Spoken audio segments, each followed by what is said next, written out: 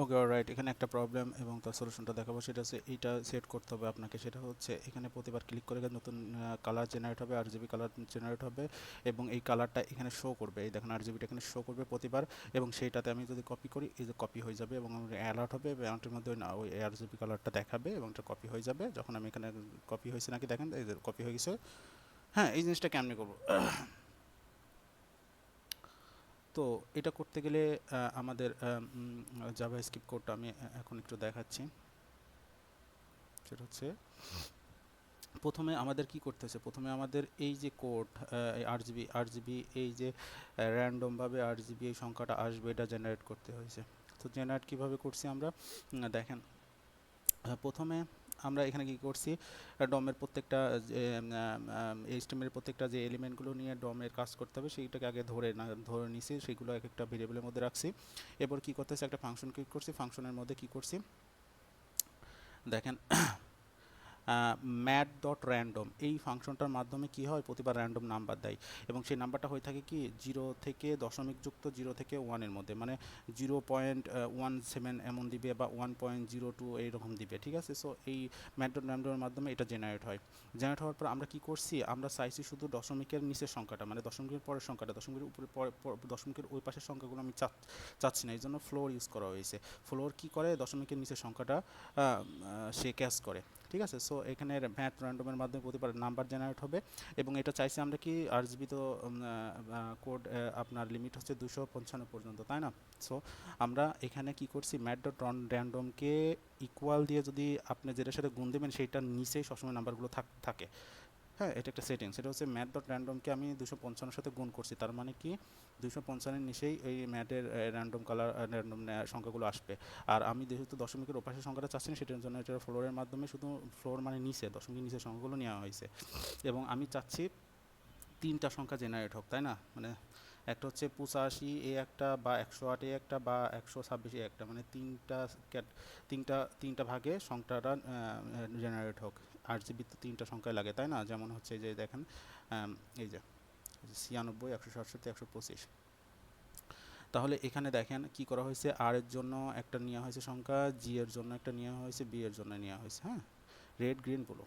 এবার কি করা হয়েছে দেখেন, সেইটাকে আমি কি করছি, একটা ভেরিয়েবলের মধ্যে রেখে ব্যাকটিকের মাধ্যমে, ব্যাকটিকের ভিতরে কিন্তু আপনি ব্যাকটিকের ভিতরে কি ব্যাকটিক সুবিধা দেয়, সেটা হচ্ছে আপনি সিঙ্গেল কোড বা ডাবল কোড দিতে পারবেন এবং ওর মধ্যে আপনি একটা ভেরিয়েবলকে পাস করতে পারবেন। দেখেন আমি আট জিবি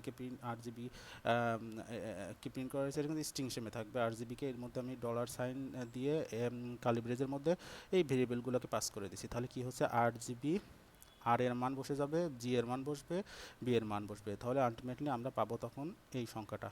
হ্যাঁ, এই সংখ্যাটা এখন কি করা হয়েছে, এই 8 GB এই সংখ্যাটা তো আমরা পাইছি, পাওয়ার পরে আমরা কি করছি, এই বক্সের মধ্যে, এই দেখেন বক্স, এই বক্সের মধ্যে, হ্যাঁ এই বক্সের মধ্যে, এই সেই বক্স, এই বক্সের মধ্যে আমরা এটা অ্যাপ্লাই করব। হ্যাঁ, এই বক্সের মধ্যে অ্যাপ্লাই করার জন্য আমরা কি করছি, এই বক্সকে ধরছি। হ্যাঁ, দেখেন বক্সকে ধরছি, এই যে বক্স ভেরিয়েবল, বক্সকে ধরার ভিতরে ওটাকে আমি একটা স্টাইল দিছি বক্সের ভিতরে। সেই স্টাইলটা হচ্ছে ব্যাকগ্রাউন্ড কালার, কি হবে সেই কালারটা RGB হিসেবে যাবে এইটা। হ্যাঁ, এটার ভেরিয়েবলকে বসাই দিছি। তাহলে আলটিমেটলি আমরা এখন একটা ব্যাকগ্রাউন্ড কালার পাইলাম, ঠিক আছে।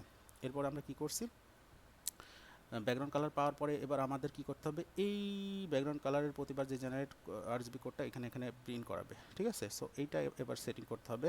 এটার জন্য আমরা কি করছি দেখেন, এটাকে আমরা হচ্ছে টেক্সট এই যে টেক্সটকে ধরছি, আমরা চাচ্ছি কি এই টেক্সট ডিবের মধ্যে থাকবে এটা। হ্যাঁ, তাহলে এখানে কি আমরা টেক্সটকে ধরছি, টেক্সটের ইনারের মধ্যে,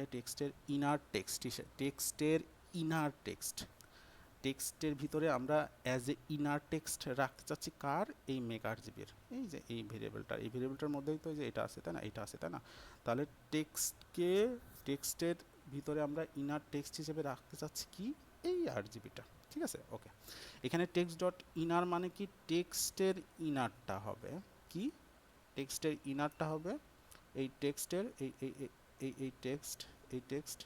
এই ডিবের ইনারের ভিতর কি থাকবে, এই 8 GB-র এইটা থাকবে। আসলে 8 GB ভেরিয়েবলটা বসাই দিছি, তাহলে কি হলো আমাদের, এটা এখানে প্রিন্ট হওয়া শুরু করলো, ঠিক আছে। এইবার এইবার কি করতে হবে দেখেন, এবার আমরা করব কি, এবার আমরা করতে হবে যে জেনারেট হবে তখন এই কোডটা আমি কপি বাটন ক্লিক করলে কপি হয়ে যাবে এবং এটা অ্যালার্টের মাধ্যমে দেখাবে। ঠিক আছে, সো এইটা এখানে কীভাবে বানানো হয়েছে দেখেন, সেটা হচ্ছে আমরা ওইটা এখানে একটা লজিক খাটানো হয়েছে, লজিকটা মনে রাখবেন, সেটা হচ্ছে ক্লিক যে জেনারেট কোডটা জেনারেট হচ্ছে এই কোডটাকে আমাদের কপি করতে হবে, তাই না? তাহলে কপি করার জন্য আমরা একটা ইনপুট ট্যাগ নিয়ে ক্রিয়েট করছি, ক্রিয়েট এলিমেন্টের মাধ্যমে একটা ইনপুট ট্যাগ ক্রিয়েট করছি, যেটা জাভাস্ক্রিপ্টের মাধ্যমে। ওই ইনপুটের মধ্যে আমরা এই আরজিবিটা পাস করব, ঠিক আছে? তাহলে কি এই ইনপুট এলিমেন্টটা কিন্তু আমরা ক্রিয়েট করে ফেলছি, ক্রিয়েট করার পরে এইটা বডির কোন জায়গায় থাকবে সেটা তো বলে দিতে হবে, তাই না? কারণ ইনপুট এলিমেন্টটাকে আপনি সিঙ্গেলি রাখতে পারবেন না কোনো কিছু সাপেক্ষ ছাড়া। এই জন্য আমরা ডকুমেন্ট ডট বডির অ্যাপেন্ড চাইল্ড হিসেবে সেটা আমি সেট করছি। ঠিক আছে, অ্যাপেন্ড চাইল্ড হিসেবে সেট করার পর আমরা কি করছি, এই ক্রিয়েট এলিমেন্ট, হ্যাঁ ক্রিয়েট এলিমেন্ট, এইটা হচ্ছে আপনার এই দেখেন ক্রিয়েট এলিমেন্ট যে ভেরিয়েবলটা ইউজ করা হয়েছে সেই ক্রিয়েট এলিমেন্টটা হচ্ছে আপনার এই যে এই ইনপুটটা যেখানে ক্রিয়েট করা হয়েছে সেটা আমি একটা ভেরিয়েবলের মধ্যে রাখছি, সেই সেই সেই ভেরিয়েবলটা ভ্যালু, সেই ভেরিয়েবলটার ভ্যালু আমরা এই ইনপুটের বক্সের ভিতরে আমরা কি পুশ করতে চাচ্ছি হচ্ছে এই আরজিবি কালার নেমটা, তাই না? তাহলে এটা পুশ করতে গেলে এই ইনপুটের ইনার টেক্সট, যেমন এখানে দেখা যাচ্ছে টেক্সট, ইনার টেক্সট হিসেবে কি থাকবে, এই মেক আরজিবি কালারটা থাকবে, তাই না? কিন্তু এখানে ইনপুটের ক্ষেত্রে আপনি ইনার টেক্সট বা ইনার এস্টিমেল ধরতে পারবেন না, ইনপুট মানে সে একটা ভ্যালু নেয় সবসময়, তাই না? সেই কারণে আমরা এখানে ইনপুটের কারণে এখানে আমরা ডট ভ্যালু দিচ্ছি, ভ্যালু হিসেবে কি থাকবে, মেক আরজিবি, এই আরজিবিটা থাকবে। তাহলে ওর মধ্যে কিন্তু এটা বসে গেল। আচ্ছা, বসার পরে এবার একটা মেথড আছে, সেটা হচ্ছে সিলেক্ট। আমরা সিলেক্ট করব কি, আমরা সিলেক্ট করব হচ্ছে এই ইনপুটের মধ্যে যে ভ্যালুটা থাকছে সেই ভ্যালুটা। তাহলে কি এই ক্রিয়েট এলিমেন্টের ভেরিয়েবলের মধ্যেই তো ইনপুটটা আছে, তাহলে ক্রিয়েট এলিমেন্ট ডট সিলেক্ট এই মেথডটা বসাই দিতে হবে। সিলেক্টের প্যারেনথেসিসের মধ্যে কিছু যায় না, তাহলে সিলেক্ট ফাংশনটা বসাই দিছি। বসাই দেওয়ার পরে ওটা সিলেক্ট হয়ে গেল। কিন্তু সিলেক্ট হওয়ার পরে আমরা আরেকটা মেথড অ্যাপ্লাই করছি, সেটা এক্সিট কমান্ড। ঠিক আছে, তাহলে ডকুমেন্ট ডট এক্সিট কমান্ডটা কিন্তু শুধু ডকুমেন্ট ডট দিয়ে শুরু করতে হয়। এক্সিট কমান্ডটা কী করবো আমরা, কপি।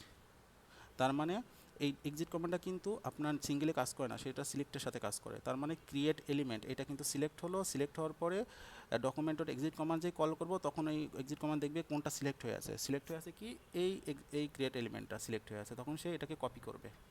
কপি করার পরে ডকুমেন্ট ডট বডি, আমি ওই কপি তো হয়ে গেল, কপি হওয়ার পরে এই যে ইনপুটটাকে আমি রিমুভ করে দিছি, তখন তো ওটার দরকার নাই, তাই না? করার পরে আমরা এই ফাংশনটাকে কল করছি, এই যে নিচে ফাংশনটা কল করছি, কল করার পরে আলটিমেটলি এইটা আসবে। ঠিক আছে, এখন যদি এটা আপনি কল না করতেন তাহলে বাই ডিফল্ট কালারটা কিন্তু থাকতো না। দেখেন বাই ডিফল্ট কালারটা কিন্তু থাকবে না।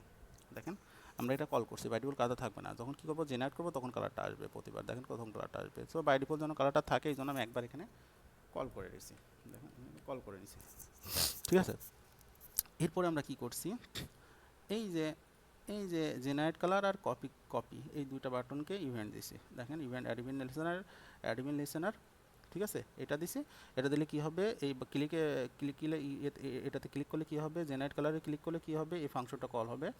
আর আরেকটা কি, কপি কালার, এই দেন কপি, এই বাটনে ক্লিক করলে কি হবে, বাটনে ক্লিক করলে হবে হচ্ছে এই এই এই জিনিসটা এই অ্যালার্টের মাধ্যমে কপি হবে এবং ব্যাকটিকের মাধ্যমে এই একটা টেক্সটকে ঢুকাই দিছি, টেক্সটের ইনার টেক্সট কোনটা, এই টেক্সটের ভিতরে তো ওটা আছে, তাই না? এটা ইনার টেক্সটের ভিতরে ঢুকাই দিছি।